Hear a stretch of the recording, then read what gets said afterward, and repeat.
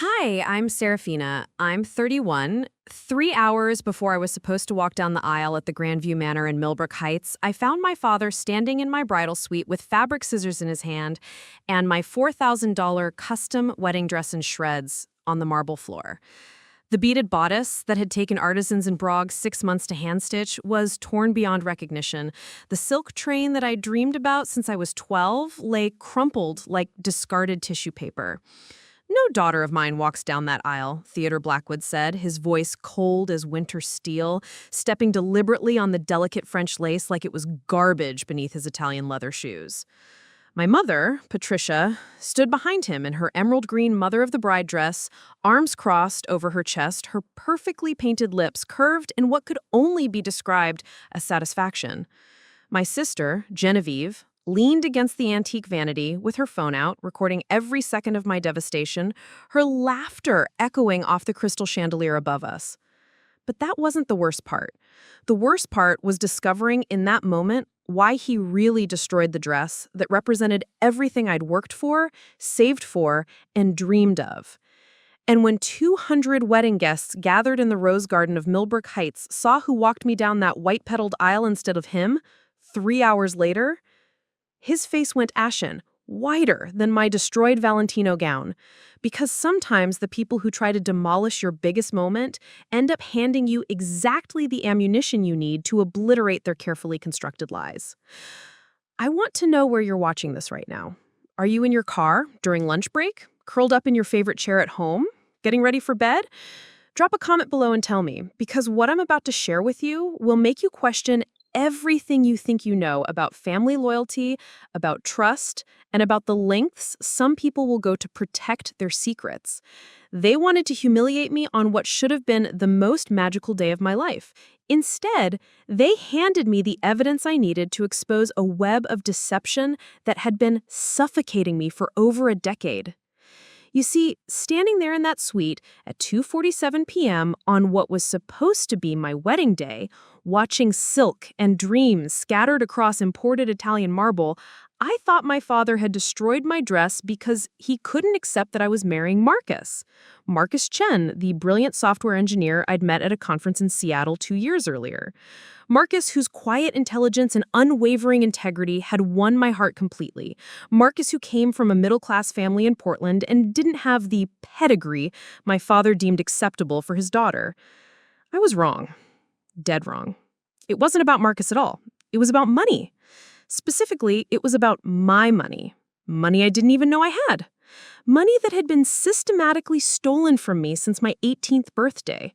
Money that my father, Theodore Blackwood III, respected real estate mogul and pillar of Millbrook Heights society, had been using to fund his lavish lifestyle while I struggled to pay my student loans and saved every penny for months just to afford my wedding dress. Let me take you back to the beginning to help you understand how I ended up standing barefoot in a hotel robe, surrounded by the ruins of my wedding gown, about to uncover the most devastating betrayal of my life. I grew up in the shadow of Blackwood Manor, the sprawling estate that had been in my family for 4 generations. 23 rooms, 12 acres of manicured grounds, and a reputation in Millbrook Heights that opened doors before we even knocked. My father was Theodore Blackwood III, owner of Blackwood Development Corporation, the company responsible for half the luxury condominiums and office buildings in our affluent Connecticut town. My mother, Patricia, was the kind of woman who organized charity galas where a single table cost more than most people's cars. Always impeccably dressed, always saying the right thing to the right people. From the outside, we looked like the perfect family. Christmas card worthy. But inside those mahogany-paneled walls, I was always the afterthought, the disappointment, the daughter who never quite measured up to the Blackwood expectations. Genevieve, 2 years older, was everything they wanted in an heir. She studied business at Yale, dated the right men from the right families, and seamlessly slipped into her role as daddy's little princess and future company successor. She had our father's sharp business instincts and our mother's talent for social manipulation. She was perfect for their world. I was not. I studied literature at a small liberal arts college in Vermont, much to my parents' horror. I wanted to be a teacher, to work with underprivileged kids, to make a difference in ways that couldn't be measured by profit margins or stock portfolios. Every family dinner became a battlefield with subtle comments about my phase and when I would come to my senses and join the family business. When I graduated and took a job teaching at Roosevelt Elementary in the diverse working class neighborhood of Riverside, a 30-minute drive from the manicured lawns of Millbrook Heights, the disappointment was palpable. Patricia would introduce me at social events as our daughter who's still finding herself while gushing about Genevieve's latest business acquisition or her engagement to Harrison Whitefield IV, whose family owned the largest law firm in the state. I learned to make myself small in their presence, to nod politely when they criticized my choices, to smile when they made jokes about my noble calling that barely paid the bills. I lived in a modest apartment near my school, drove a 10-year-old Honda Civic, and shopped at discount stores while my sister flaunted designer everything. I told myself it was character building, that I was living authentically while they were trapped in their gilded cage. But deep down, it hurt. Every dismissive comment, every time they forgot to invite me to family events, every Christmas photo where I was positioned slightly outside the family circle while Genevieve stood center stage, it all accumulated like poison in my soul. Then I met Marcus at the Education Innovation Conference in Seattle. He was there presenting software solutions for underfunded schools, and I was attending sessions on creative teaching methods for diverse learners. We ended up at the same coffee shop during a break, both trying to connect to the Wi-Fi, both frustrated by the slow service. He offered to share his table, and we started talking about technology and education. Marcus was different from anyone I'd ever met.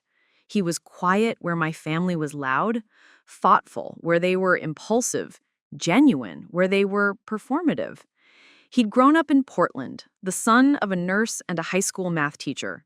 He'd worked his way through college, started his own company developing educational software, and was passionate about making learning accessible to everyone. When I brought him to Millbrook Heights for the first time, the temperature in Blackwood Manor dropped 20 degrees. My father barely shook his hand. My mother smiled her iciest smile and asked probing questions about his people and his financial prospects. Genevieve was outright dismissive, making comments about how interesting it was that I was dating someone so ordinary.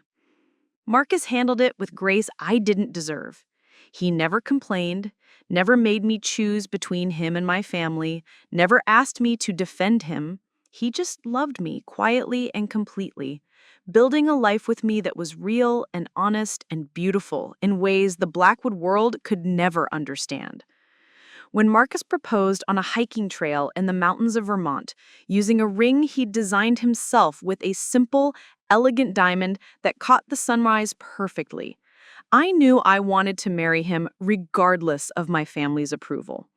But some naive part of me still hoped that they would come around, that they would see how happy he made me and learn to love him too. Planning our wedding became a year-long exercise in compromise and heartbreak.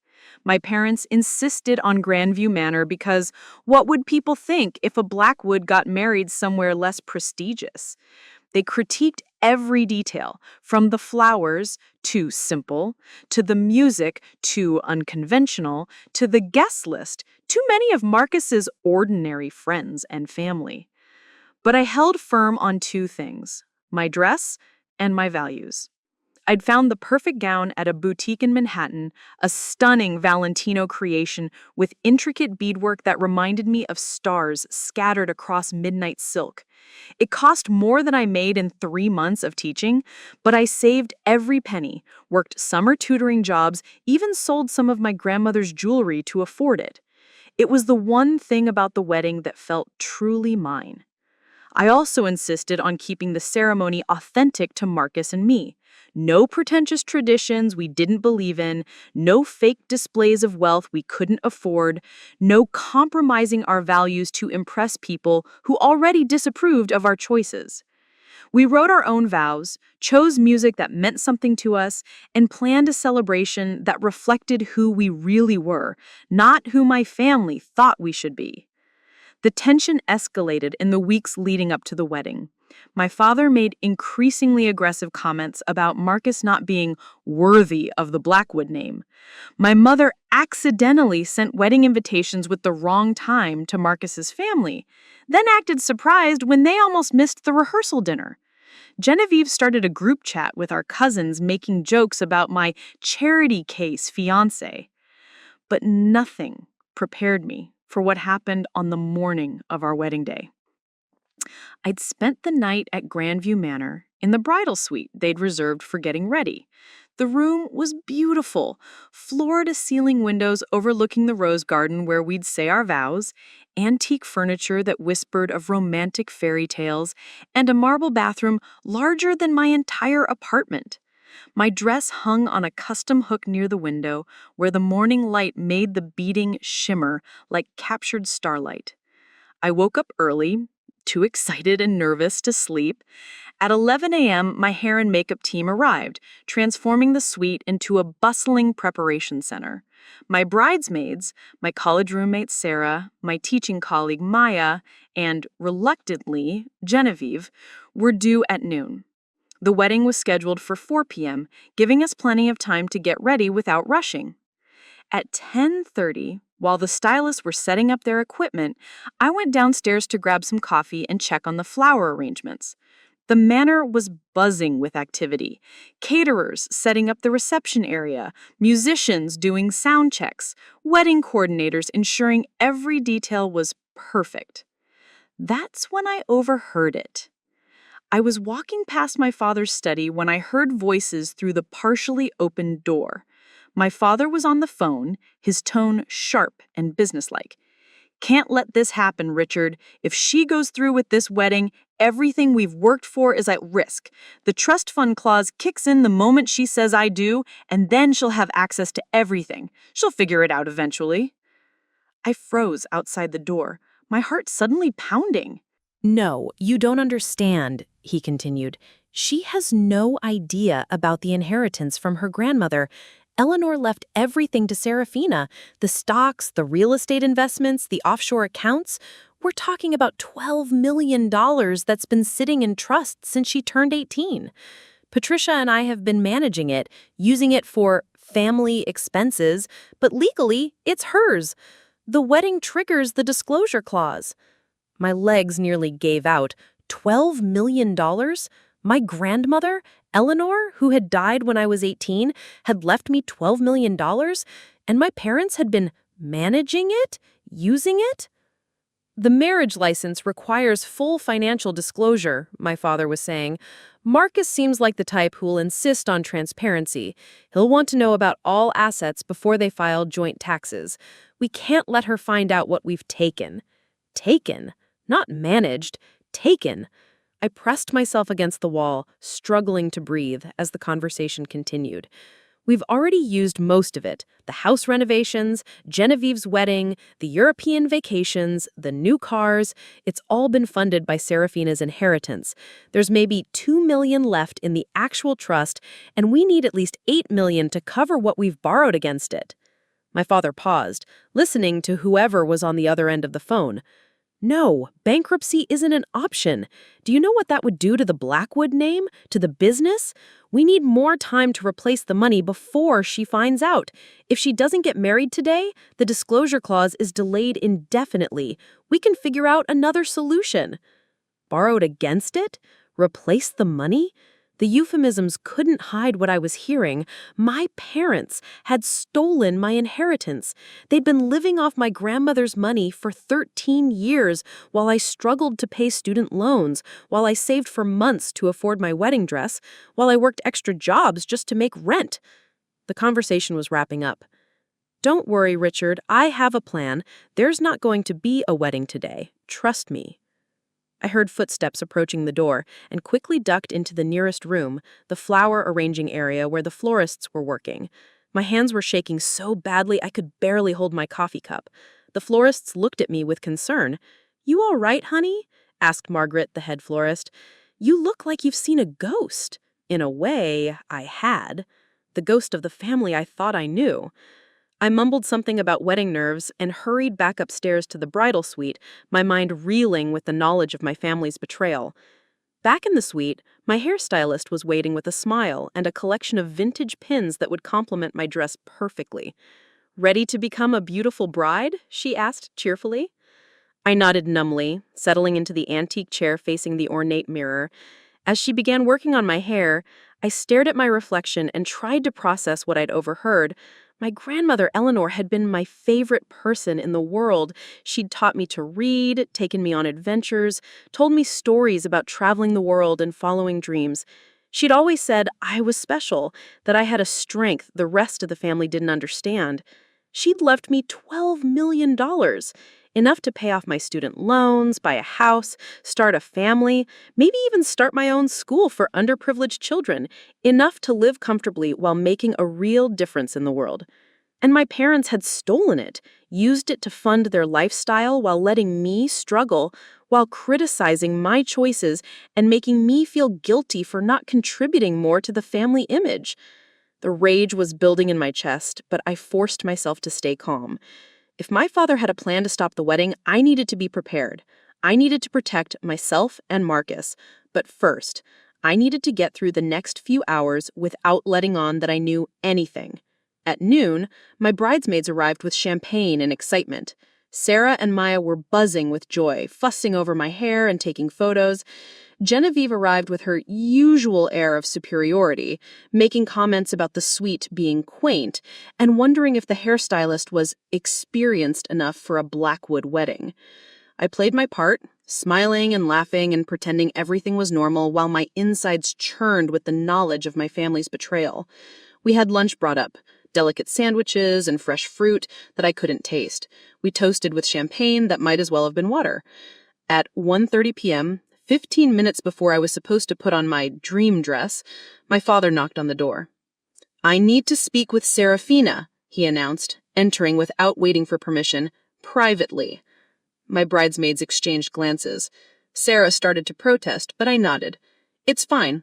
Give us a few minutes." They reluctantly filed out, leaving me alone with the man who had been systematically stealing from me for over a decade. Theodore Blackwood III stood in the center of the room, impeccably dressed in his charcoal gray morning coat, his silver hair perfectly styled, his face wearing the expression I'd seen him use in business negotiations: cold, calculated, determined. "Seraphina," he began, his voice unnaturally calm, "I've been thinking about this wedding, and I've realized we need to postpone it." "Postpone it?" I repeated, though my heart was already racing, because I knew this was the plan he'd mentioned on the phone. "Yes, there are some financial complications that need to be resolved before you can marry Marcus. Legal issues with the family trust that could affect your future. It's better to wait until everything is sorted out." The lies rolled off his tongue so smoothly. Financial complications, legal issues, as if I hadn't heard him confess to embezzlement less than 3 hours earlier. "What kind of financial complications?" I asked, testing him. His jaw tightened slightly.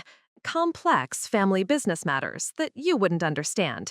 The important thing is that we need to call off today's ceremony. I've already spoken to the wedding coordinator. We can reschedule for next month, after everything is resolved." "And Marcus? The guests? Everyone who traveled here for today?" "I'll handle the explanations. Family emergency. These things happen."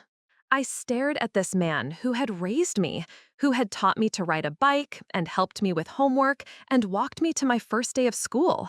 This man who had been lying to me, stealing from me, manipulating me for years. "No," I said quietly. His eyebrows raised slightly. "Excuse me?" I said, "No. I'm marrying Marcus today, as planned." Theodore's composure cracked just a fraction. Seraphina, you don't understand the complexity of the situation. There are legal ramifications. I understand perfectly. My voice was getting stronger, clearer. I understand that you've been stealing my inheritance for 13 years. I understand that you're afraid I'll find out about the $12 million grandmother Eleanor left me. I understand that you've used my money to fund your lifestyle while letting me struggle to pay my bills. The color drained from his face. For a moment, he looked genuinely shocked. Then his expression hardened into something I'd never seen before. Pure, calculating fury. "You don't know what you're talking about," he said, but his voice had lost its confidence. "I heard your phone call this morning. Every word." We stared at each other across the elegant bridal suite, my wedding dress hanging between us like a symbol of the life I was about to claim, despite his efforts to sabotage it. That's when he looked at my dress, then back at me, and I saw the exact moment he made his decision. "If you think you can blackmail me with accusations and threats," he said, moving toward the window where my dress hung in all its beaded glory, "you're even more naive than I thought." "Dad, what are you doing?" But I already knew. I could see it in his eyes, in the way he pulled the fabric scissors from the arrangement of wedding supplies on the side table. No daughter of mine is going to destroy this family over some misunderstanding about money. "Don't," I whispered, but it was too late. The first cut through the bodice made a sound like tearing silk, which of course it was, but in that moment, it sounded like the destruction of dreams, like the severing of trust, like the end of the family I thought I knew. He didn't stop with one cut. He methodically destroyed every inch of that dress. The hand-beaded bodice that had taken artisans months to create, the silk skirt that flowed like water, the delicate lace train that I'd imagined trailing behind me as I walked toward my future with Marcus. Patricia appeared in the doorway just as he was finishing, as if she'd been waiting for her cue. She took in the scene, her husband standing amid the ruins of my wedding dress, me frozen in horror and rage, and smiled. "Well," she said, stepping into the room, "I suppose that settles that." That's when Genevieve appeared with her phone, recording my devastation, laughing at my tears. And that's when I realized that this wasn't just about stopping my wedding. This was about punishment. This was about showing me what happened to family members who threatened to expose their secrets. This was about control, manipulation, and the willingness to destroy their own daughter to protect their lives. Standing there in my silk robe, barefoot on the marble floor, surrounded by the shredded remains of my dreams, I felt something inside me shift.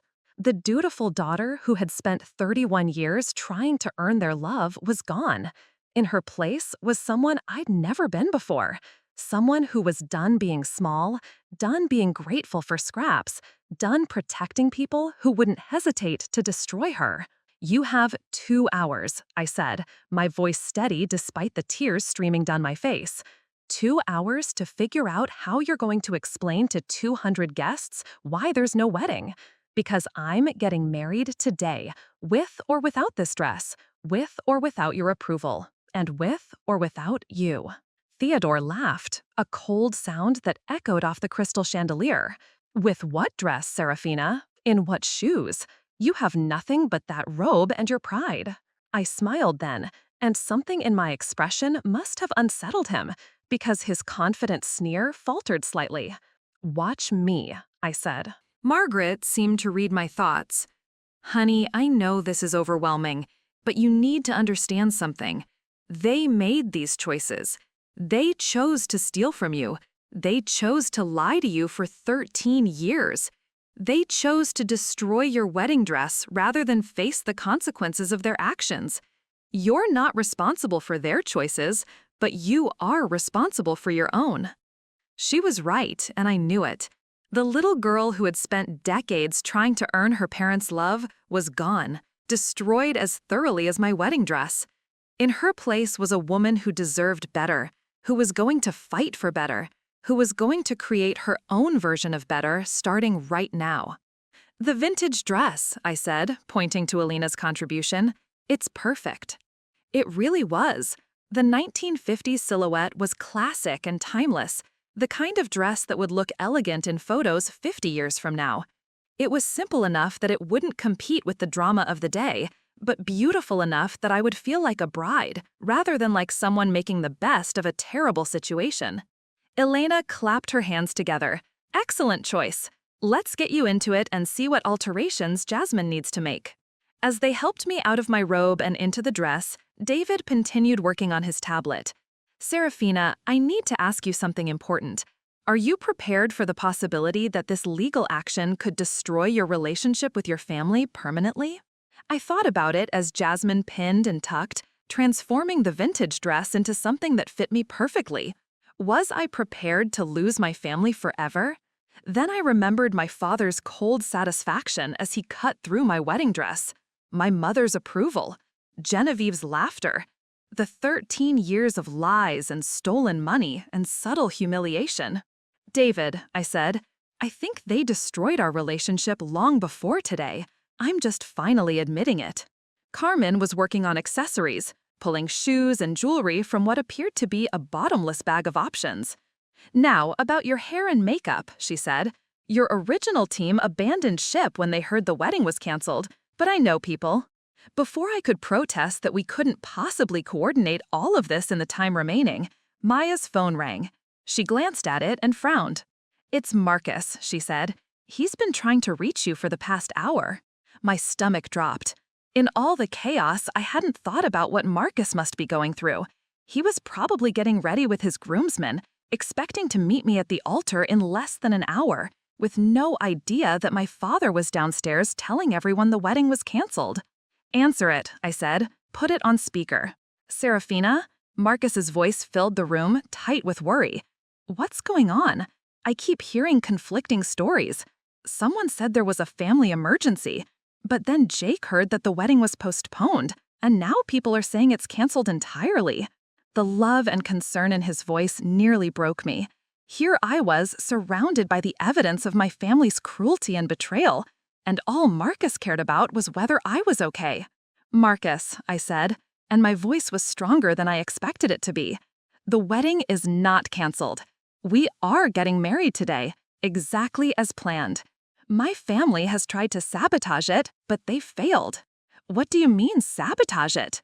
So I told him everything. The destroyed dress, the stolen inheritance, the lies, the manipulation.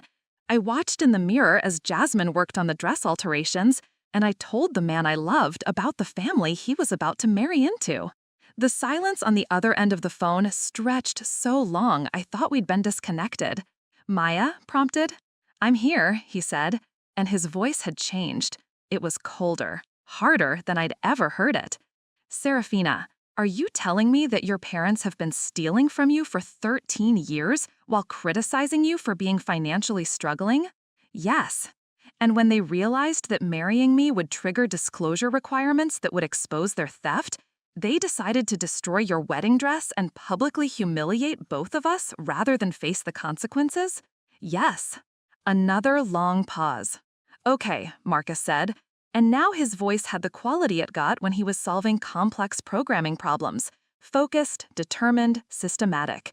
Here's what's going to happen. I'm going to finish getting ready. I'm going to take my place at that altar at exactly 4 o'clock.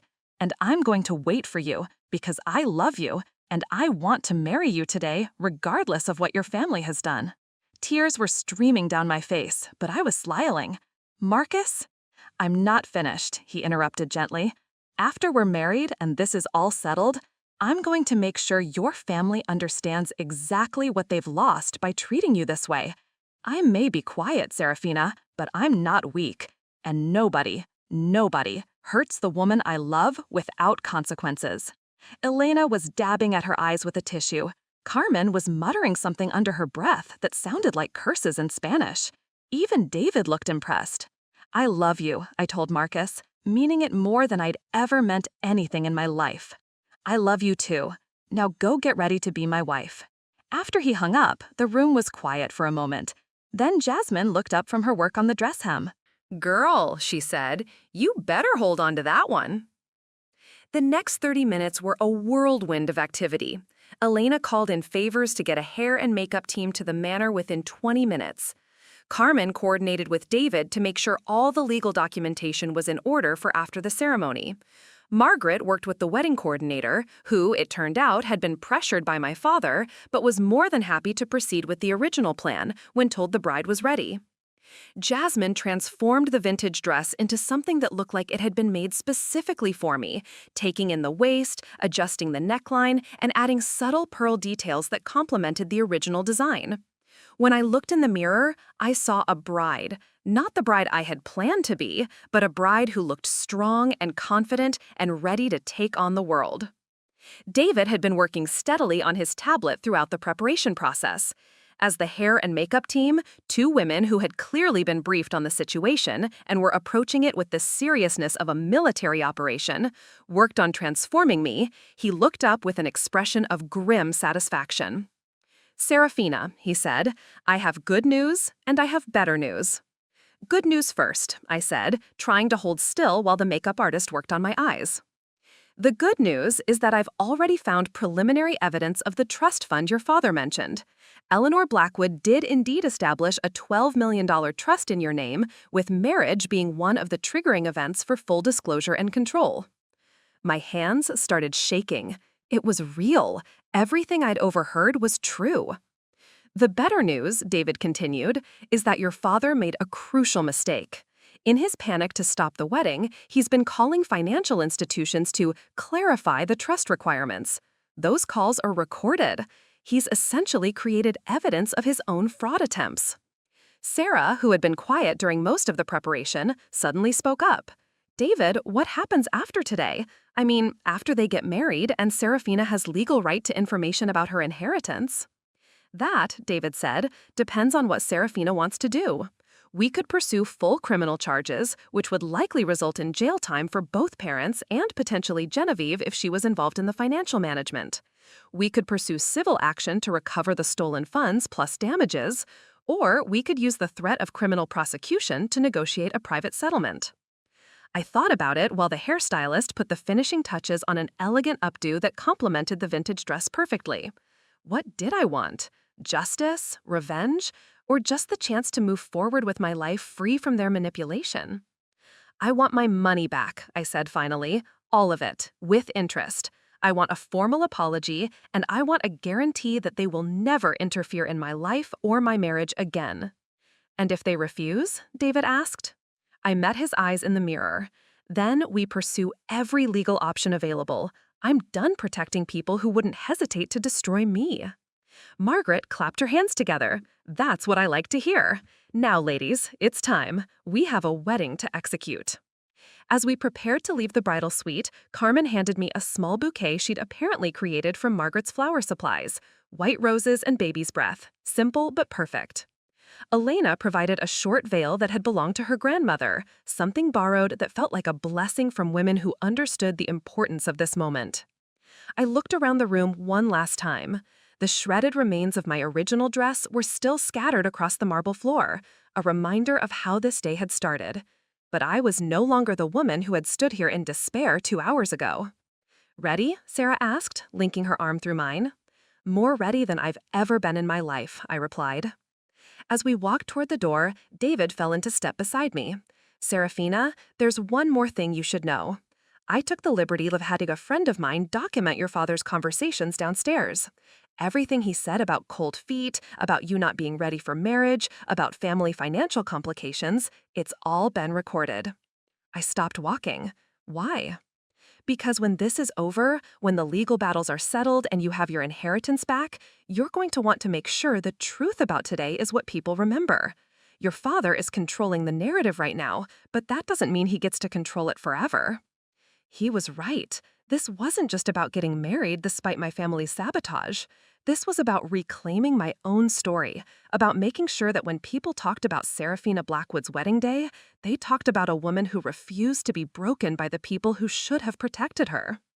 "Then let's go tell the truth," I said. As we walked down the grand staircase of Grandview Manor, I could hear voices from the rose garden where 200 guests were waiting. Some probably believed my father's lies about cold feet and canceled weddings. Others were probably confused by the conflicting information they'd received. But in a few minutes, they were all going to see exactly who Seraphina Blackwood really was. And they were going to see what happened when someone finally had the courage to walk away from the people who claimed to love her but had spent years systematically destroying her from the inside. The woman who walked down those stairs was not the woman who had woken up that morning hoping for her family's approval. She was someone new, someone stronger, someone ready to build a life based on love and truth rather than obligation and manipulation. Someone ready to get married on her own terms, with her own allies, wearing a dress that represented rescue and kindness instead of expensive expectations. Someone who was about to shock 200 people with exactly who she'd chosen to walk her down the aisle. Because if my father thought destroying my dress would stop my wedding, he was about to learn just how wrong he could be. At 3:58 p.m., I stood at the edge of the rose garden at Grandview Manor, watching 200 guests who had no idea they were about to witness one of the most dramatic moments of their lives. The afternoon sun cast everything in golden light, making the white roses Margaret had arranged look like they were glowing. The string quartet was playing the prelude music Marcus and I had chosen, Pachelbel's canon, traditional but meaningful to us because we danced to it the night he proposed. My father stood at the front of the gathering, speaking in hushed, concerned tones to my Uncle Robert and his wife, playing the part of the worried patriarch dealing with a family crisis. Even from this distance, I could see his performance was Oscar-worthy. Furrowed brow, hands clasped behind his back, the very picture of a man torn between disappointment and parental concern. My mother was working the crowd with equal skill, approaching small groups of guests with the same expression of brave maternal dignity she wore to charity events when discussing unfortunate circumstances. I watched her touch Mrs. Henderson's arm sympathetically, probably explaining how difficult the situation was for poor Theodore and how they were standing by Seraphina despite her poor judgment. Genevieve was near the gift table with Harrison, and I could see her animated gestures as she undoubtedly shared some fabricated version of events that painted me as unstable and irresponsible. Her phone was out, probably posting cryptic social media updates about family drama and wedding disasters that would feed the Millbrook Heights gossip mill for months. What they didn't know was that David had positioned 3 people with cameras throughout the crowd, documenting every lie they were telling. What they didn't know was that Margaret's team had quietly informed key guests, including Marcus's parents and my few real friends, that the wedding was proceeding as planned and the postponement story was false. What they didn't know was that the woman they thought they had broken was about to walk down that aisle and shatter every assumption they'd made about who I was and what I was capable of. But first, I needed to address the person standing beside me. Eleanor Washington was 83 years old, with silver hair arranged in an elegant chignon and wearing a navy blue dress that somehow managed to look both timeless and modern. She had arrived at the manor 30 minutes ago in response to a phone call from her granddaughter Jasmine, and when I'd asked her to walk me down the aisle, she had simply nodded and said, "It would be my honor child." "Mrs. Washington," I said, adjusting the vintage veil Elena had provided, "are you sure you want to do this? My family is about to have a very public meltdown, and I don't want you caught in the crossfire." She looked at me with eyes that had seen 8 decades of life, including the civil rights movement, women's liberation, and more family drama than anyone should have to witness. "Seraphina, I've been walking strong women down aisles for 60 years. Daughters, granddaughters, neighbors, strangers who needed someone to believe in them. Your story isn't unique, but your courage is. And besides," she added with a smile that reminded me of her granddaughter's determination, "at my age, there is very little anyone can do to me that I haven't survived before." Behind us, my chosen wedding party had assembled. Sarah and Maya stood in their burgundy dresses, holding bouquets Margaret had quickly created from her emergency supplies. Carmen and Elena had insisted on joining as honorary bridesmaids, wearing coordinating dresses they'd pulled from Carmen's seemingly magical collection. David stood ready with his tablet and a satisfied expression suggesting his legal work was proceeding even better than expected. At exactly 4 p.m., the string quartet transitioned to the bridal march, and a hush fell over the rose garden. I watched my father's head snap toward the house, his face cycling through confusion, surprise, and something that might have been panic, as he realized the music meant the wedding was proceeding. "Ready?" Mrs. Washington asked, offering me her arm. "I've been ready my whole life for this moment. I just didn't know it today." We stepped onto the white carpet that ran between the rows of chairs, and I watched 200 faces turn toward us in surprise, confusion, and in some cases, delight. Marcus stood at the altar in his charcoal gray suit, his face lighting up with pure joy when he saw me. His best man, Jake, was grinning broadly. Marcus's parents, who had been looking worried and confused, broke into relieved smiles.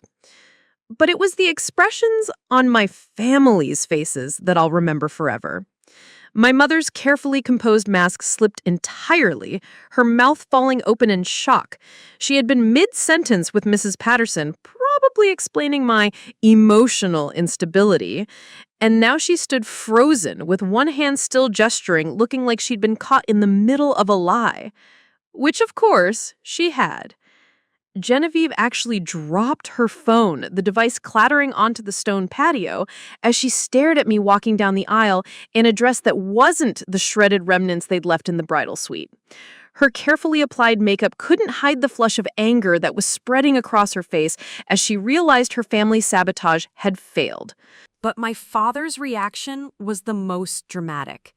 Theodore Blackwood III, who had spent the last 2 hours confidently telling people about his daughter's cold feet and need for time to mature, went completely white.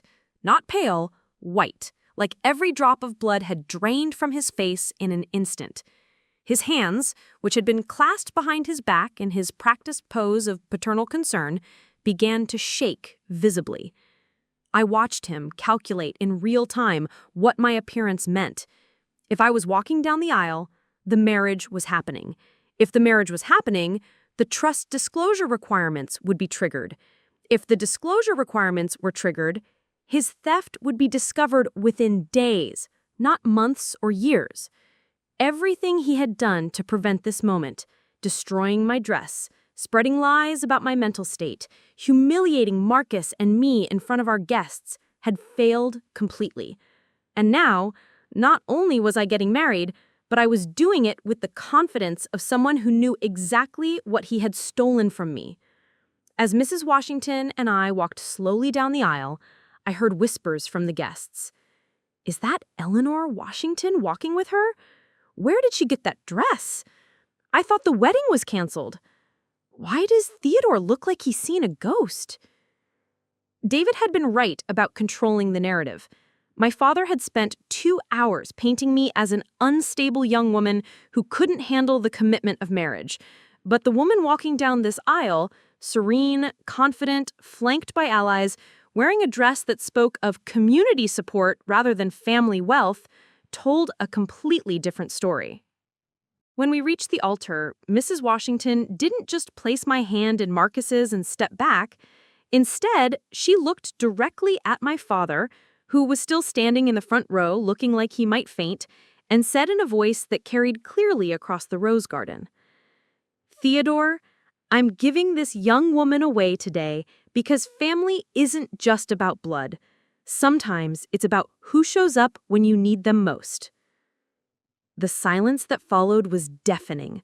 200 guests sat in perfect quiet, processing what they had just heard.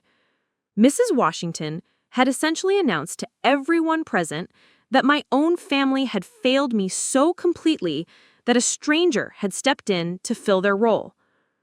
My father's face went from white to red as the implications hit him. Not only had his sabotage failed, but now everyone knew it had happened. His carefully constructed image as a devoted family man was crumbling in real time. Marcus took my hands, and his eyes were bright with tears. "You are the strongest person I've ever known," he whispered, just loud enough for the front rows to hear. Pastor Williams, who had been briefed on the situation by Margaret's team, stepped forward with the kind of gentle authority that comes from years of managing family drama. "Dearly beloved, we are gathered here today to witness the union of two people who have chosen love over adversity, commitment over convenience, and truth over comfortable lies." It wasn't the standard wedding opening, and everyone knew it.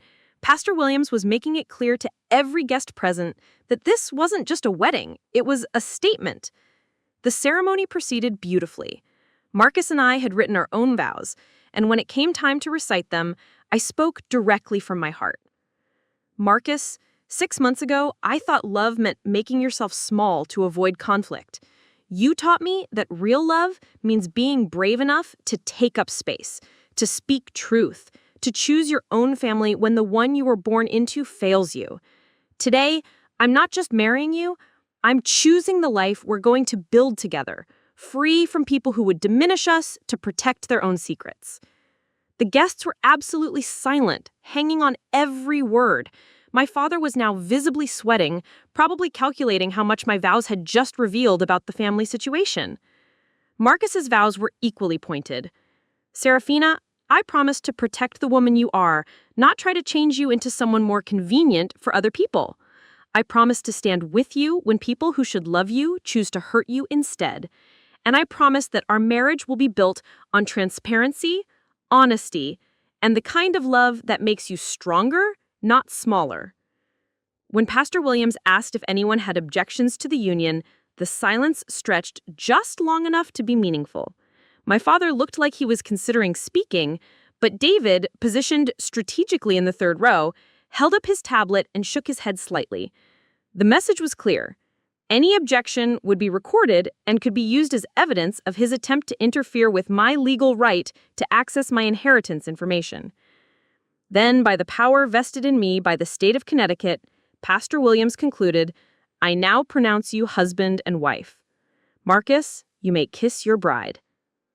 The kiss was perfect, not performative or dramatic, but real and full of promise. When we separated, the applause was thunderous. 200 guests rose to their feet, many of them clearly delighted by the unexpected drama and its satisfying resolution. As we walked back down the aisle as husband and wife, I caught sight of my family's faces one more time. My mother looked stricken, like she was finally understanding the scope of what they had lost today. Genevieve was furious, probably already calculating how this would affect her own social standing. But my father looked defeated, like a man who had played his best hand and lost everything. Mrs. Washington fell into step beside us as we processed back up the aisle, and the image was powerful. The new bride and groom, flanked by their chosen family, walking away from the people who had tried to destroy them. The reception that followed was unlike any wedding celebration I had ever attended. Word had spread quickly among the guests about what had actually happened. The destroyed dress, the family betrayal, the community rally to save the wedding. Instead of the polite, restrained affair typical of Millbrook Heights society events, this became a celebration of resilience and chosen family. Margaret's florist crew had set up the reception with military precision, despite the family drama. Elena, Carmen, and Jasmine were treated like honored guests, with people constantly approaching them to hear about the emergency dress rescue mission. Mrs. Washington held court at the head table, sharing stories about other weddings where she'd stepped in to help young women whose families had failed them. David spent the evening collecting evidence, documenting conversations and taking statements from guests who had heard my father's lies about the wedding cancellation. By Monday morning, he told me during the father-daughter dance, which Mrs. Washington and I shared while my actual father stood in the corner looking lost, I'll have enough documentation to file both criminal and civil charges.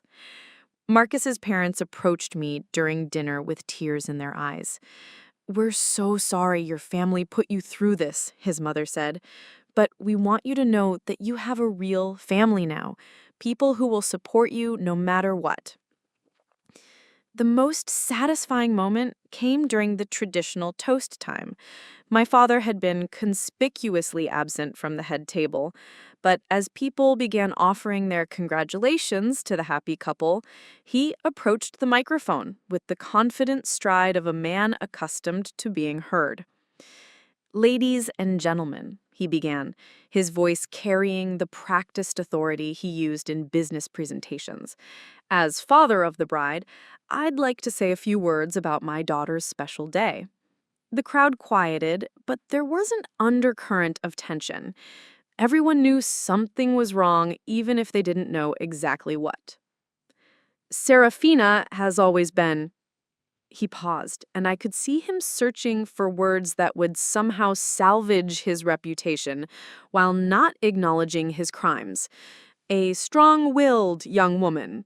Sometimes that strength has led to family disagreements." He was trying to paint the day's events as a typical family dispute, the kind of thing that happens in even the best families. David was recording every word. "But today," my father continued, "I'm proud to see her making this commitment to Marcus, and I hope they'll find the happiness that comes from making mature decisions about—" "Stop." The single word carried across the rose garden with startling clarity.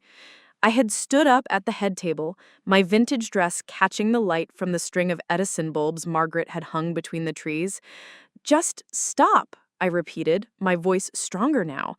Every guest was looking at me, and for once in my life, I welcomed the attention. "Ladies and gentlemen," I said, addressing the crowd directly, "my father would like you to believe that today was about family disagreements and youthful impulsivity.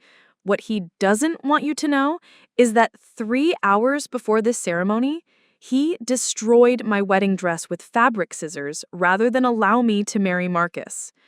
Gasps rippled through the crowd. Several people pulled out their phones, probably to record what was clearly about to become the most dramatic wedding toast in Millbrook Heights history. What he doesn't want you to know is that he destroyed that dress because he was afraid that marriage would trigger legal requirements that would expose the fact that he and my mother have been embezzling from my inheritance for 13 years. The silence was absolute. Even the string quartet had stopped playing. What he doesn't want you to know is that while I've been working 3 jobs to pay my bills, while I've been living paycheck to paycheck, while I've been made to feel guilty for not contributing more to family events, they have been systematically stealing millions of dollars that my grandmother left specifically for me. My father's face had gone from red to purple.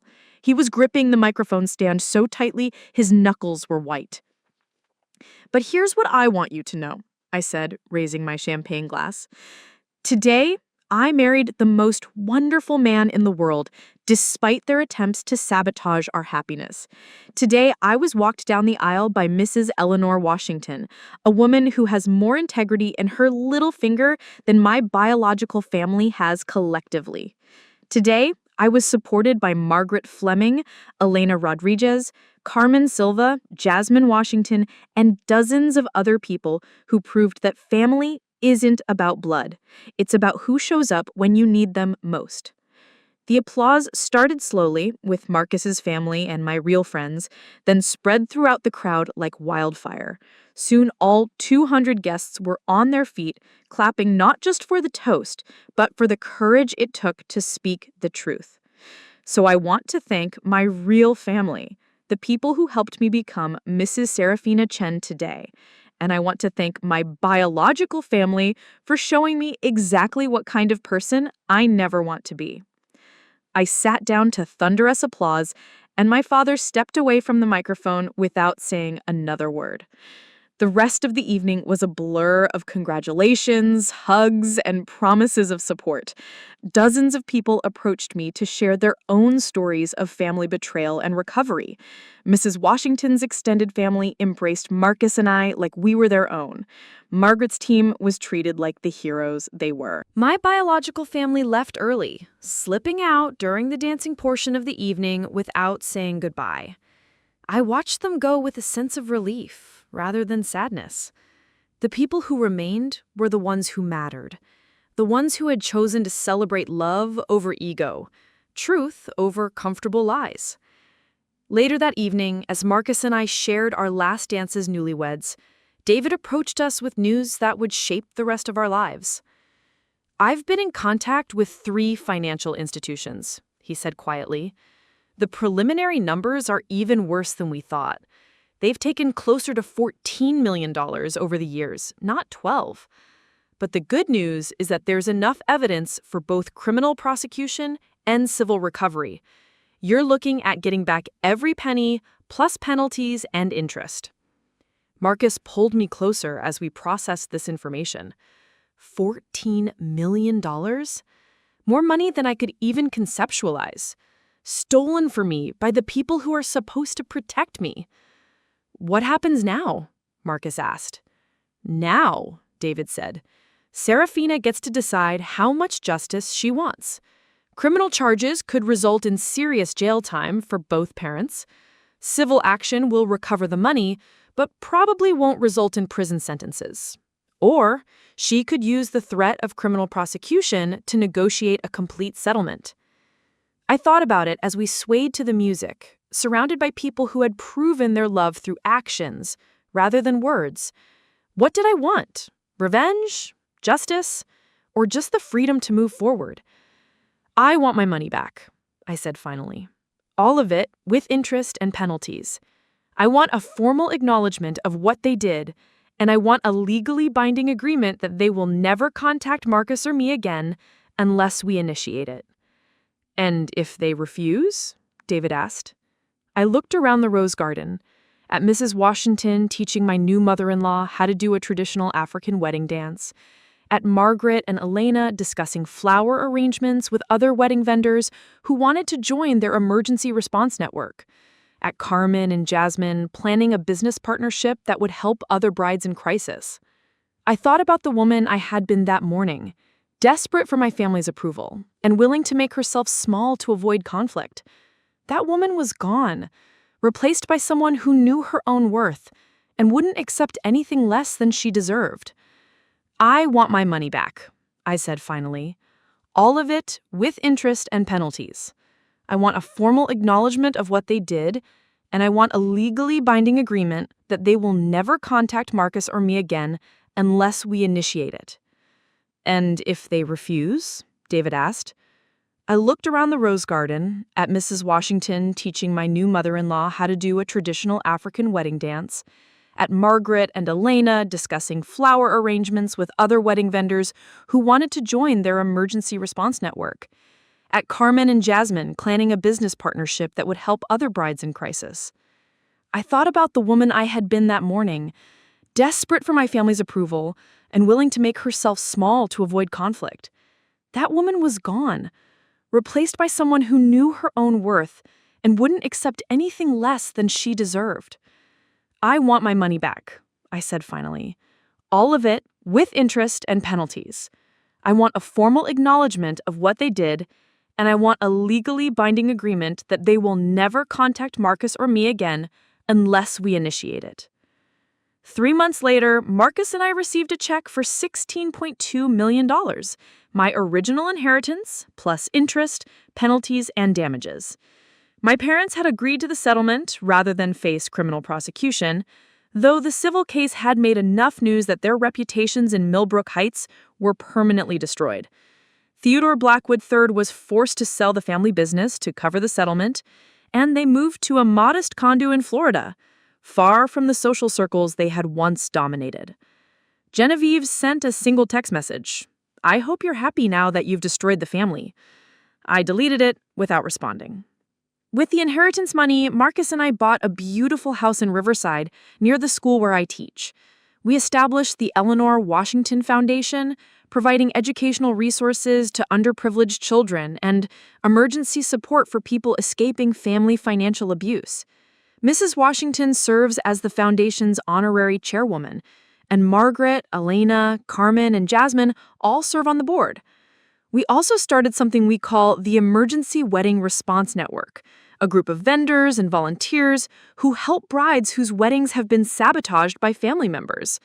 In the past year, we've helped 17 women get married despite attempts by their families to destroy their special days. Every anniversary, we return to the Rose Garden at Grandview Manor, and every year, Mrs. Washington walks with us to renew our vows. She's 84 now, still sharp as a tack, still ready to support any woman who needs someone to believe in her. Sometimes people ask me if I miss my family, if I regret the choices I made that day. The answer is no. The people who raised me taught me that love is conditional, that family loyalty means accepting abuse, that keeping peace is more important than standing up for yourself. The people I chose to be my real family taught me the opposite.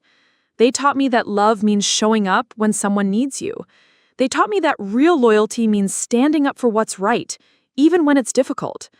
They taught me that peace without justice isn't peace at all. It's just delayed conflict. If you're watching this and you're in a situation where your family is hurting you, controlling you, or stealing from you, please know that you deserve better. You deserve people who celebrate your successes instead of sabotaging them. You deserve people who protect your dreams instead of destroying them. Family isn't about blood. It's about who shows up when you need them most. And You just have to be brave enough to let them. And sometimes, being brave enough to accept help is the first step toward becoming the person you were always meant to be. Someone who knows their own worth and refuses to settle for anything less. Thank you for listening to my story. Thank you for being part of my chosen family, even if we've never met. And if you're planning a wedding and you're worried about family drama, remember, the only people who belong at your wedding are the people who want to celebrate your love, not control it. Everything else is just noise.